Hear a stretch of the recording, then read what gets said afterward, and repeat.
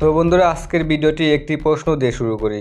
বিশ্ব রাজনীতিতে সত্যি কি বন্ধু বলে কিছু আছে, নাকি সব কিছুই কেবল স্বার্থের খেলা? গত কয়েক বছরে আমরা দেখেছি ভারতের নিজস্ব যুদ্ধবিমান তেজসের ইঞ্জিন ডেলিভারি নিয়ে টানাপোড়েন হয়েছে। ইঞ্জিন সরবরাহে বিলম্ব, প্রযুক্তিগত শর্ত, রাজনৈতিক চাপ সব মিলিয়ে এই প্রকল্পের গতি কয়েক বছর পিছিয়ে যায়। এখন আবার নতুন করে রাফাল বিমানকে নিয়ে বিতর্ক তৈরি হয়েছে। ভারতের রাফাল যুদ্ধবিমানকে ঘিরেও এই একই ধরনের চাপ তৈরি হচ্ছে। বন্ধুরা, ভারতের রাফাল যুদ্ধবিমান কিন্তু ভারতের জন্য অনেকটাই গুরুত্বপূর্ণ। কেননা ভারত যদি আঞ্চলিক শক্তি হিসেবে দুর্বল হয়, তার প্রভাব পড়বে পুরো দক্ষিণ এশিয়ায়। আজ আমরা আলোচনা করব রাফাল নিয়ে আসলে কি হচ্ছে, কেন এটি ফ্রান্সের তৈরি হওয়া যুদ্ধবিমান সত্ত্বেও আমেরিকার নাম এখানে উঠে আসছে, আর এই পুরো খেলায় বাংলাদেশের অবস্থান কোথায়। দেখুন, ভারতের জন্য রাফাল কেন এত গুরুত্বপূর্ণ প্রথমেই পরিষ্কার করি। রাফাল হচ্ছে ফ্রান্সের তৈরি অত্যাধুনিক মাল্টিরোল ফাইটার জেট। এটি নির্মাণ করেছে মূলত ফ্রান্সের কোম্পানি ড্যাসাল্ট অ্যাভিয়েশন। ভারত ইতিমধ্যেই 36টি রাফাল পেয়েছে। এগুলো ভারতীয় বিমান বাহিনীর কৌশলগত শক্তি বাড়িয়েছে, বিশেষ করে চীন ও পাকিস্তান ফ্রন্টে। বন্ধুরা, রাফালের বিশেষত্ব হলো এখানে অ্যাসা রাডার ব্যবহার করা হয়েছে। এই রাডার মূলত সর্বোচ্চ অত্যাধুনিক রাডার। এছাড়াও উন্নত electronic warfare system, long range missile সক্ষমতা, মাল্টিরোল অপারেশন, অর্থাৎ এটি শুধু বিমান নয়, এটা আকাশযুদ্ধের একটি পূর্ণাঙ্গ প্ল্যাটফর্ম। বন্ধুরা, সাম্প্রতিক শোনা যাচ্ছে ভারত ফ্রান্সের সাথে 114টি রাফাল যুদ্ধবিমানের ডিল করেছে। এটি কিন্তু শুধু ফাইটার জেট কেনার চুক্তি নয়, এটা আঞ্চলিক শক্তির ভারসাম্য বদলে দেবে, কারণ টাকার অঙ্কটা অনেক বড়। আর এখানেই সব থেকে বড় বাধা হয়ে দাঁড়িয়েছে আমেরিকা। আমেরিকা কখনোই চায় না ফ্রান্সের সাথে ভারতের এই যুদ্ধবিমানের চুক্তি পাকাপোক্ত হোক, কেননা আমেরিকার নিজস্ব প্রযুক্তিতে তৈরি নিজেদের যুদ্ধবিমান রয়েছে। এর মধ্যে অন্যতম হলো F-35 lightning II, F-15EX eagle, F-18 super Hornet. এগুলো বিক্রি করা মানে শুধু ব্যবসা না, এটা রাজনৈতিক প্রভাবও বিস্তার করে।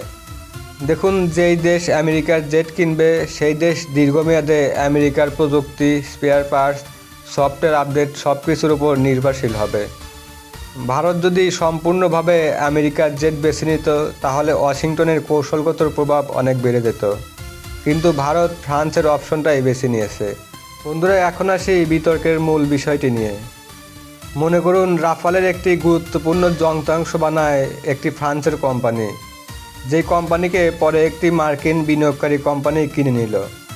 এখন প্রশ্ন হচ্ছে, তাহলে কি যুক্তরাষ্ট্র ভবিষ্যতে রপ্তানি নিয়ন্ত্রণ আইনের আওতায় সেই যন্ত্রাংশের সরবরাহ আটকে দিতে পারে? কেননা আমেরিকার একটি আইন রয়েছে, ITAR, যেটাকে বলা হয় international traffic in arms regulation. এই আইনের মাধ্যমে আমেরিকা তাদের নিয়ন্ত্রিত সামরিক প্রযুক্তি রপ্তানি সীমিত করতে পারে। মনে করুন, ভবিষ্যতে যদি কখনো আমেরিকার সাথে ভারতের দ্বন্দ্ব হয়, তাহলে কিন্তু এই আইনের মাধ্যমে আমেরিকা চাইলে রাফাল যুদ্ধবিমানের স্পেয়ার পার্টসগুলো রপ্তানি বন্ধ করে দিতে পারে। যদি কোনো গুরুত্বপূর্ণ কম্পোনেন্ট মার্কিন নিয়ন্ত্রণে চলে যায়, তাহলে কিন্তু আমেরিকা চাইলে চাপ তৈরি করতে পারবে। বন্ধুরা, তবে এখানে একটি বাস্তবতা আছে। রাফাল একটি ফরাসি ডিজাইনকৃত প্ল্যাটফর্ম। ফ্রান্স সাধারণত তাদের প্রতিরক্ষা সরঞ্জামগুলোর কৌশলগত স্বাধীনতা বজায় রাখে, অর্থাৎ সম্পূর্ণ নিয়ন্ত্রণ কখনো বাইরে ছেড়ে দেয় না। দেখুন, ফ্রান্স কিন্তু ইউরোপের অন্যতম বড় প্রতিরক্ষা রপ্তানিকারক দেশগুলোর মধ্যে একটি। তারা রাফাল বিক্রি করেছে মিশর, কাতার, ভারত, গ্রিস, সংযুক্ত আরব আমিরাত। রাফাল তাদের স্ট্র্যাটেজিক ব্র্যান্ড। বন্ধুরা, এখন প্রশ্ন হলো, ফ্রান্স কি এমন কোনো পদক্ষেপ নেবে যাতে তাদের বিশ্ববাজারের বিশ্বাসযোগ্যতা নষ্ট হয়? এর সম্ভাবনা কিন্তু খুবই কম, কারণ প্রতিরক্ষা রপ্তানিতে বিশ্বাসই সবথেকে বড় মূলধন। দেখুন, এখানে ভারতের জন্য চিন্তার বিষয় হলো বিশ্ব এখন ধীরে ধীরে মাল্টিপোলার দিকে যাচ্ছে। একদিকে আমেরিকা, অন্যদিকে চীন, রাশিয়া, ইউরোপীয় শক্তি এবং উঠতি শক্তি হিসেবে ভারত। বন্ধুরা, ভারত চাইছে নিজস্ব প্রতিরক্ষা উৎপাদন বাড়াতে, প্রযুক্তিগত নির্ভরতা অর্জন করতে এবং ভারত মহাসাগরে প্রভাব বিস্তার করতে। বন্ধুরা, এখন আসি আমাদের প্রসঙ্গে। বাংলাদেশও ভারত মহাসাগরীয় অঞ্চলের একটি অংশ। আমাদেরও আছে সমুদ্রসীমা, বন্দর এবং কৌশলগত অবস্থান। যদি ভারত শক্তিশালী হয়, বাংলাদেশের ওপর সরাসরি চাপ কমবে। তো যদি ভারত দুর্বল হয় তাহলে বড় শক্তিগুলো সরাসরি দক্ষিণ এশিয়ায় প্রতিযোগিতা বাড়াবে। বন্ধুরা, এর ফলে কিন্তু আমাদের কূটনৈতিক ভারসাম্য রক্ষা করা অনেকটাই কঠিন হয়ে যাবে।